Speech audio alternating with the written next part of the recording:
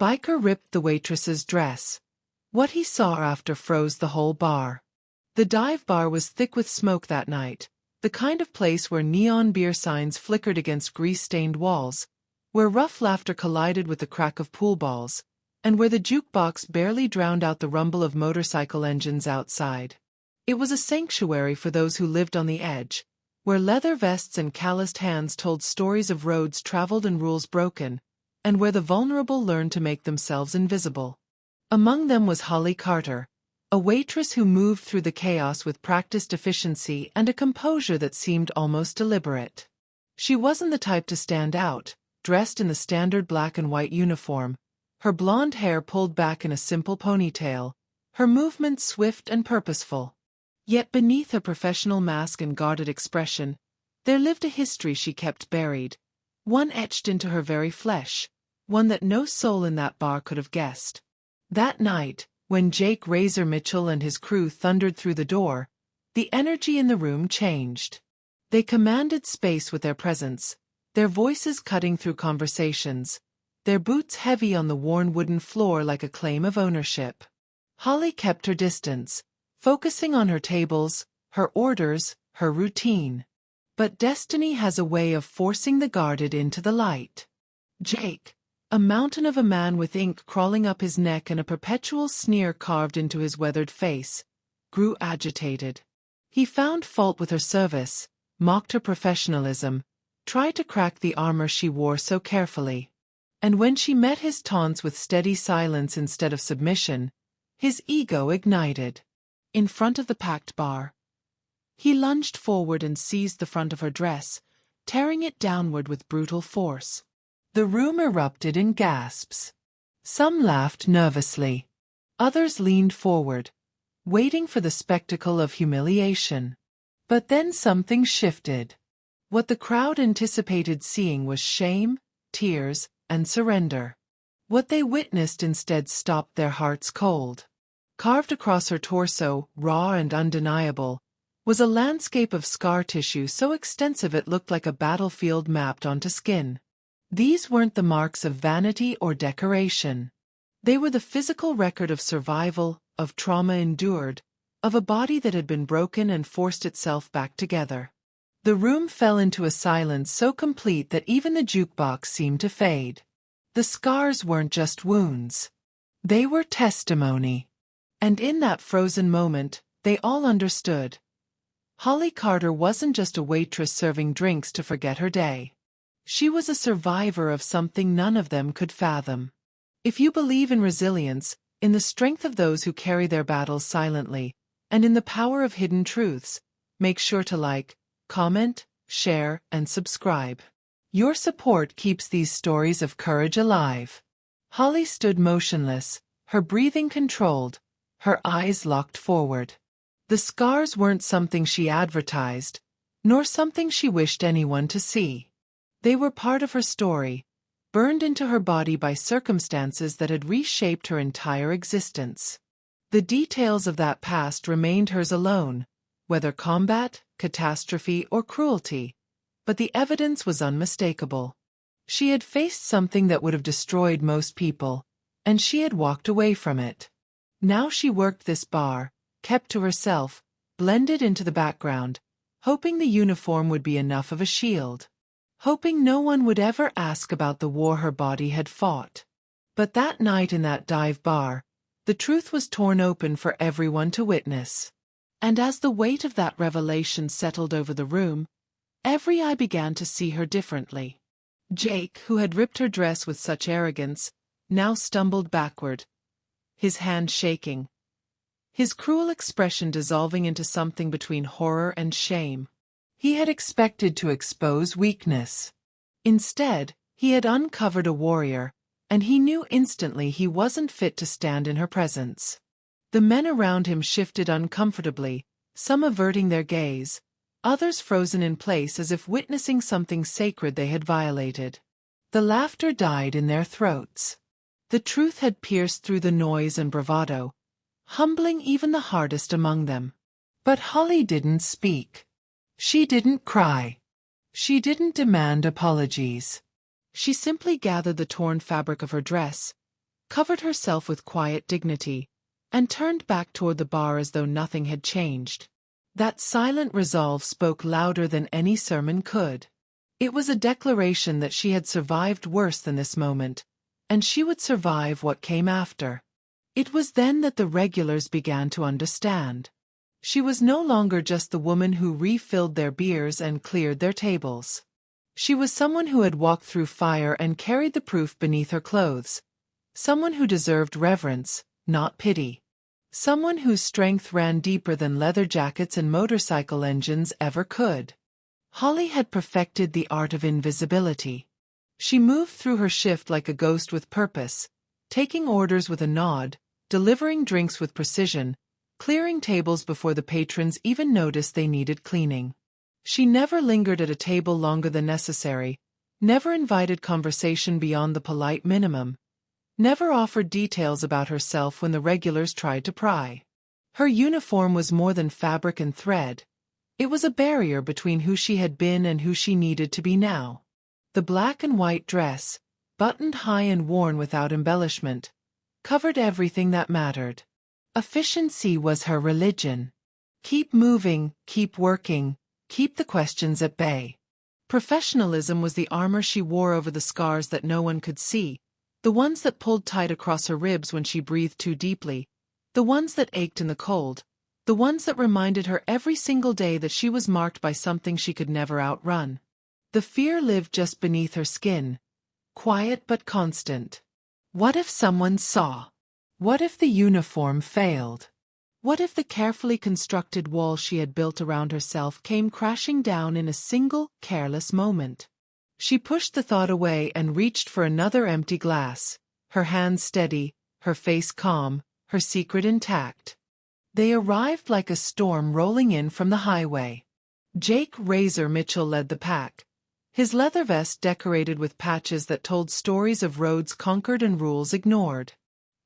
He was a man who took up space deliberately, his voice cutting through the bar's ambient noise with the ease of someone who had never been told no.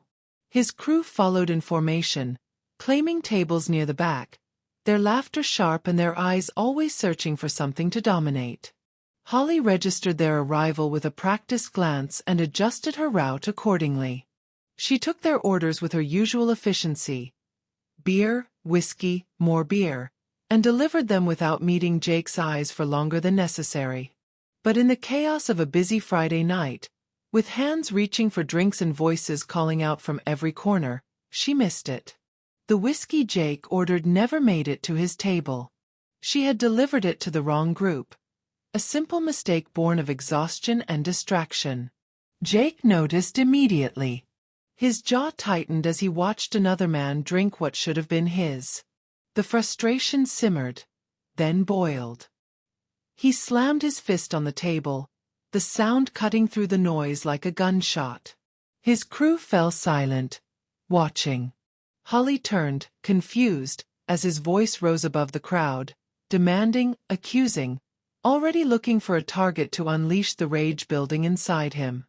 Jake's voice boomed across the bar, each word designed to cut and humiliate. "You think you're too good to get my order right?" He stood now, towering, his bulk casting a shadow that seemed to swallow the space around him. The other patrons turned to watch, some with amusement, others with the cautious stillness of those who recognized danger. "I asked for whiskey, sweetheart. You got a problem with simple instructions." Holly approached the table with her usual composure, her face neutral, her voice steady. "I apologize for the mistake. I'll get you another one right away." She turned to leave, to defuse the situation the way she always had, through efficiency and distance. "Don't walk away from me when I'm talking to you." Jake's hand shot out, gripping her wrist. Not hard enough to hurt, but firm enough to stop her, to prove he could.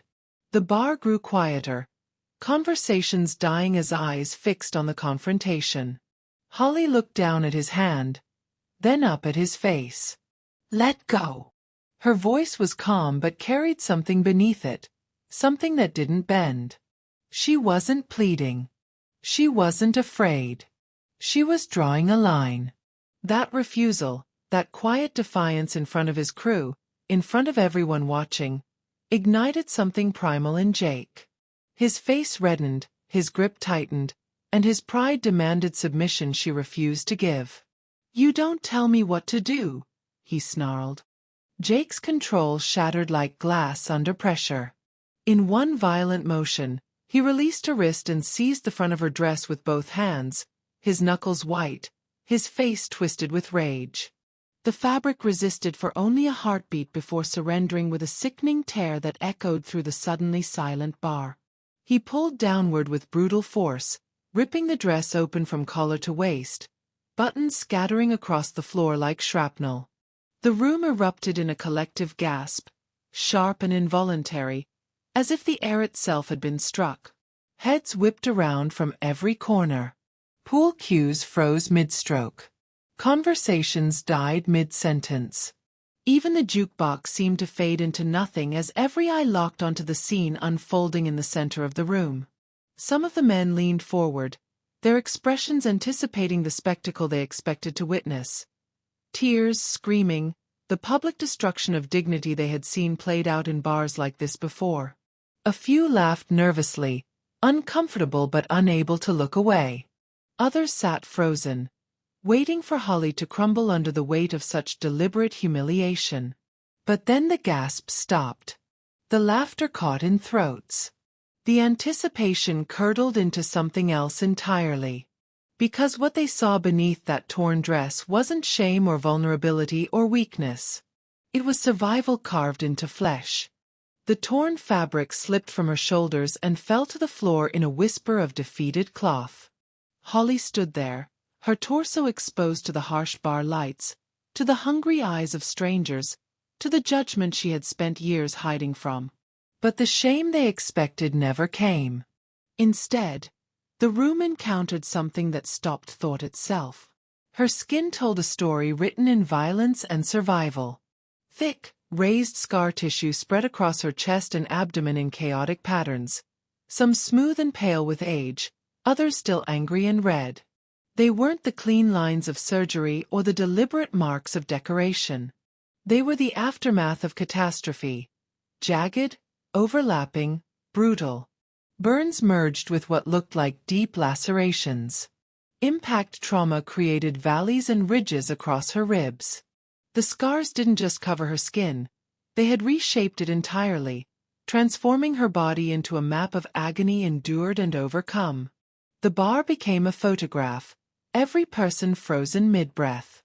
Jake's hands hung in the air where they had released her dress, his mouth open, his cruel expression melting into something unrecognizable. His crew sat motionless, their laughter dead on their lips. The regulars stared, their drinks forgotten. Even the bartender stood paralyzed, a glass suspended halfway to the shelf.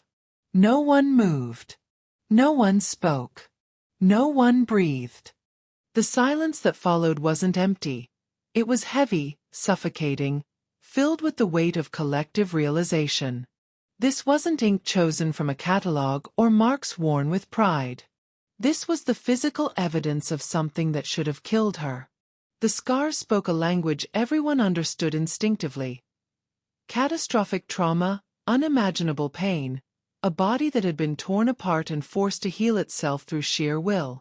Whatever had happened to Holly Carter, it had been brutal enough to leave her permanently marked, strong enough to walk away from it. Jake staggered backward as if struck. His hands, which moments ago had torn her dress with such confidence, now trembled at his sides. The aggression drained from his face, replaced by horror and something worse. Shame so profound it twisted his features into a grimace. He had expected to break her. Instead, he had revealed a woman already broken and rebuilt into something far stronger than he could comprehend. His crew wouldn't meet his eyes. The regulars sat in stunned reverence, their expressions shifting from shock to understanding to respect. The woman they had dismissed as just another waitress was something else entirely. She was a survivor of a war none of them had witnessed, carrying her battlefield on her skin, serving drinks with hands that had clawed their way back to life. Holly didn't cry. She didn't scream or curse or demand justice. She simply bent down, her movements deliberate and unhurried, and gathered the torn remnants of her dress from the floor. The fabric hung in her hands, ruined and useless, but she held it against her chest with quiet precision, covering what had been exposed. When that wasn't enough, she reached for a bar towel draped over a nearby chair and wrapped it around her shoulders like armor reassembled. Her eyes never dropped to the floor. She didn't scan the crowd for sympathy or support. Instead, she looked straight ahead, her gaze steady and unblinking, fixed on some invisible point beyond the stairs and the silence. There was no plea in that look, no apology, no shame. It was the gaze of someone who had survived worse than this moment, who had stared down death and walked away from it, who had learned that dignity wasn't something others could strip away. It was something she chose to carry regardless of circumstance. That silence, that refusal to collapse or beg or explain, spoke louder than any words she could have shouted. It was a declaration written in stillness. She had been exposed, yes, but she was not broken. She had never been broken. And she never would be. Jake moved first, stumbling backward as if the ground beneath him had shifted. He couldn't meet her gaze, couldn't stand in the wake of what he had uncovered. His hand reached out blindly for the table behind him, steadying himself, his breath coming in short, uneven gasps. The man who had dominated the room minutes earlier now looked small, diminished, crushed under the weight of his own cruelty. His crew sat frozen, their usual bravado extinguished by his visible shame. No one laughed. No one spoke. They simply watched him retreat toward the door, his exit silent and cowardless. The regulars shifted in their seats, some staring into their drinks, others stealing glances at Holly with expressions that had transformed entirely. She was no longer the invisible woman who refilled their glasses. She was someone who had walked through fire they couldn't imagine, someone carrying a history etched into her very flesh, someone who deserved far more than the casual dismissal they had given her for months. From behind the bar, Maria, the evening bartender, moved quietly forward. She shrugged off her own jacket, worn denim, warm from her body, and draped it gently across Holly's shoulders without a word. Just a small gesture of solidarity, woman to woman, survivor to survivor. The story lived on in the bar long after that night, though it was rarely told aloud. It became something spoken in glances and careful silences, a shared memory that changed how people saw the world around them. New patrons would occasionally ask about Holly, and the regulars would simply say, "She's been through hell," leaving the details unspoken, sacred. Jake never returned. Some said shame kept him away. Others believed it was fear, not of Holly, but of what he had become in that moment when he tore away her dignity and found only his own ugliness reflected back. Holly continued working her shifts with the same quiet efficiency, but something had shifted irreversibly. Patrons who once barked orders now said please and thank you. Those who had ignored her now nodded with respect. The toughest men in the bar, the ones covered in their own scars and stories, recognized her as one of them, a warrior who had earned her silence. The lesson carved itself into the memory of everyone who witnessed that night. True strength isn't loud or violent or worn on the outside.